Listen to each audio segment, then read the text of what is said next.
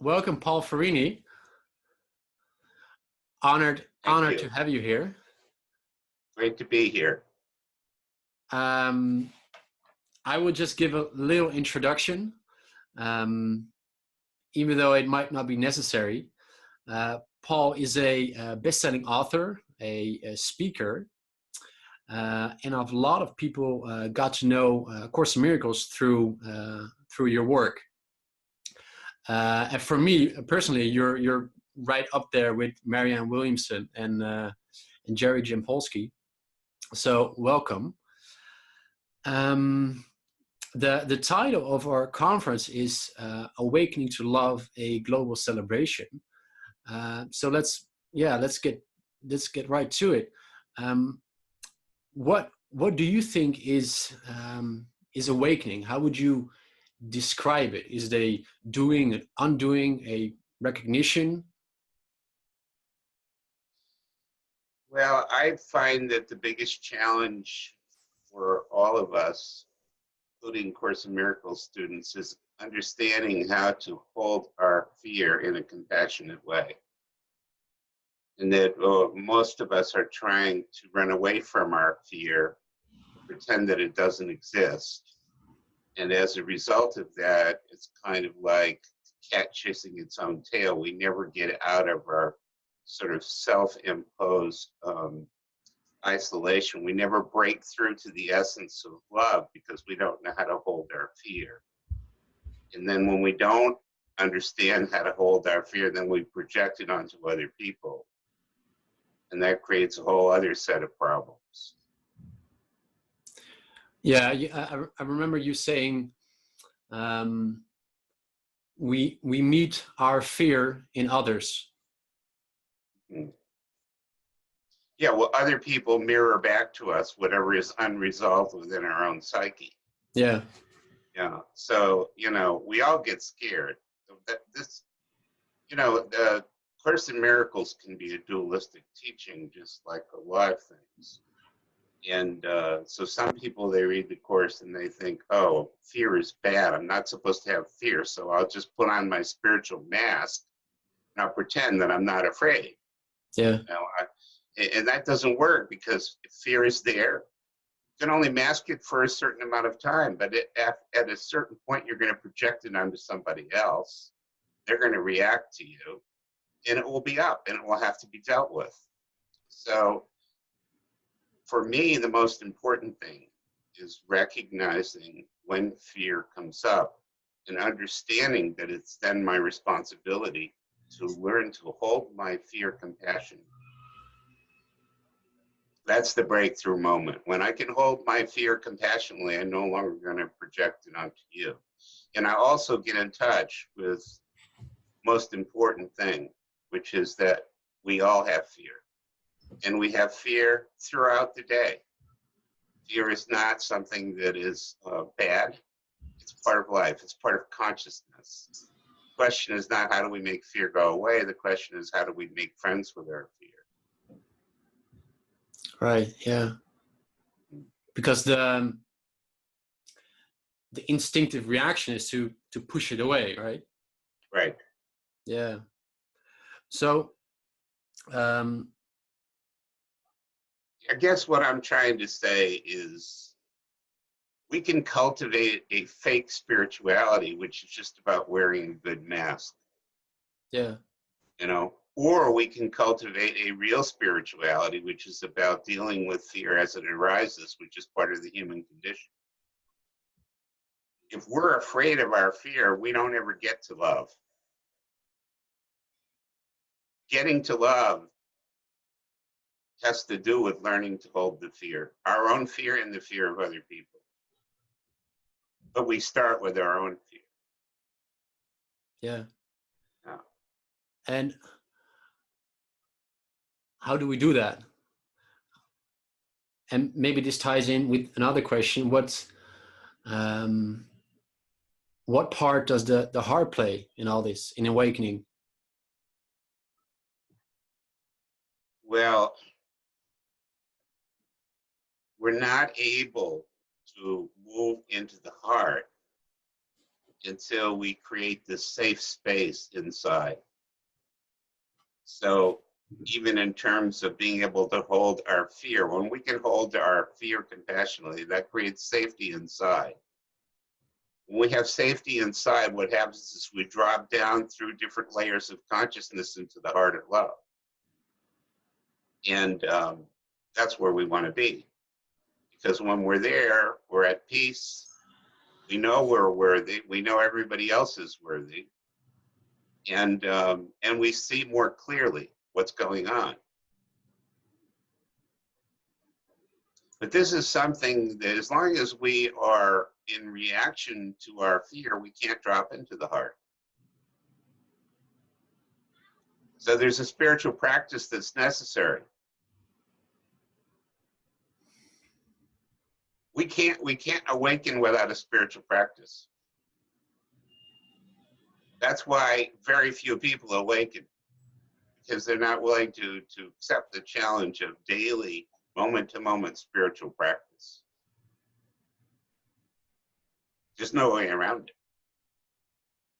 If we want to wake up, we have to begin to look at ourselves. We can spend our time looking at everybody else and reacting to everybody else, but that doesn't help us wake up. We have to begin to look within. What's going on in my consciousness? What's coming up for me right now?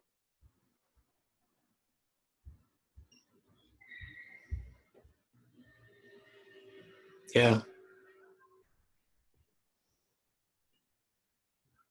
So see, it's the one thing that Course in Miracles makes very clear, because Helen had a depth psychology background, yeah, is that as soon as we go into projection, we're already living in a drama.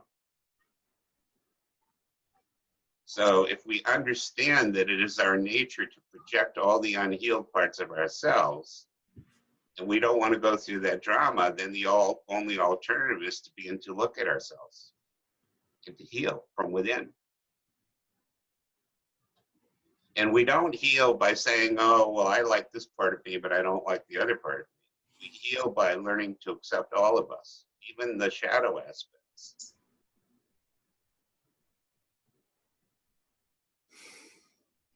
The other thing is, Course in Miracles tells us that only infinite patience brings immediate results. One of the biggest obstacles to awakening is impatience. yeah, We want to wake up right away. It's like, I don't want to practice even for a week. I want it right now. Well, but the reality is it's a lifetime work. yeah, And even when in a lifetime, there only may be a little bit of awakening. It takes an enormous commitment to be on a spiritual path. And it's not the commitment of just espousing a belief system, be it Course in Miracles or anything else. It's about doing your own practice. And that's what the workbook supposedly is supposed to guide us to, doing our own practice. yeah. Yeah, I suppose we want awakening as instant gratification. Right, that's what the ego wants. That's our ego structure wants lots of strokes. Yeah. So when you talk about fear or the shadow side, you're referring to the ego, right? Well, let's not get into semantics. Let's just talk about fear. Yeah. People don't understand what the ego is, but everybody understands what fear is. Yeah. Yeah. If Fear. you want to understand the ego, then understand it in terms of the being survival mode. I got to get what I need before somebody else gets it. It's all about manipulation and control and trying to survive. That's what the ego structure is all about. Yeah. But we can't make it bad. If we make it bad, then we don't accept it. We don't work with it. We don't get insight into it, and we don't awaken from it. So we can't make it bad. As soon as we make something bad, we're not able to integrate it. So you have all these Course in Miracles students running around saying, oh, I don't have an ego, or I can't have an ego. I have to pretend I have no ego. Well, that's ridiculous. Everybody has an ego. Everybody has fear. So you can have a very elaborate, impenetrable mask, but still be totally fear-driven in your life.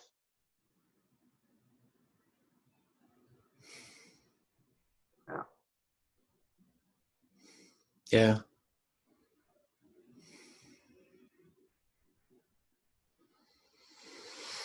So you spoke of a practice, right? It takes practice. It takes discipline. What kind of practice would you suggest? It's very simple. It's very simple. I mean, what happens from the time we come into the body is we start looking out into the world, taking our clues from other people, and we start trying to adjust and show up in a way that people like so that we get approval and whatnot, and we twist ourselves into pretzels trying to be that false self in order to get love and acceptance. Spiritual practice that is required is simply, instead of looking outside of ourselves for validation, we begin to look within. So introspection is necessary. All spiritual practice is about looking within, looking at who we are, not looking outside of ourselves. Right. So whatever helps you to look within is a helpful practice. You know, like for me, one of the practices that works is to walk in nature. When I walk in nature, I feel centered, feel connected to my core self. For someone else, that might not work. But it's as simple as closing your eyes and breathing. Yeah. No. And what will probably first come up is the fear, right? What is in the way? Well, yeah, I mean, fear is always there. Fear and shame are the two primary components of the shadow. You know, that we get scared, and we're carrying a shame inside that goes very deep, that believes that we're not worthy of love. Yeah. For a whole lot of reasons. So fear and shame are always around. It's hard to be a human being and not to experience those things. We can shove it. We can pretend that we're not experiencing it. But the human experience is all about experiencing shame and fear. So we're either willing to look at that, accept it, understand it, and integrate it, or we're not. And if we're not, we're just going to have a spiritual mask. We're not going to be really awakening. Yeah. Owning what we disowned. What do you mean by that? Oh, I see what you're saying. Yeah.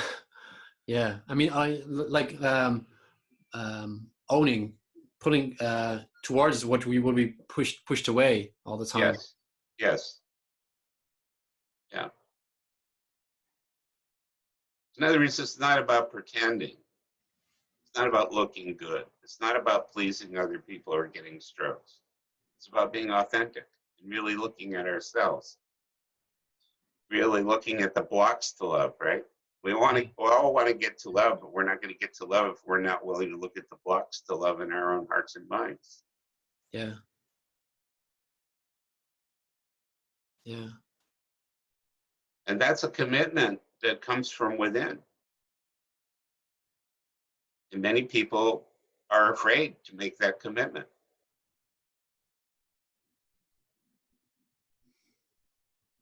You know, they look within, it scares the shit out of them. Yeah. You know, they go, no way, I'll just keep my mask on.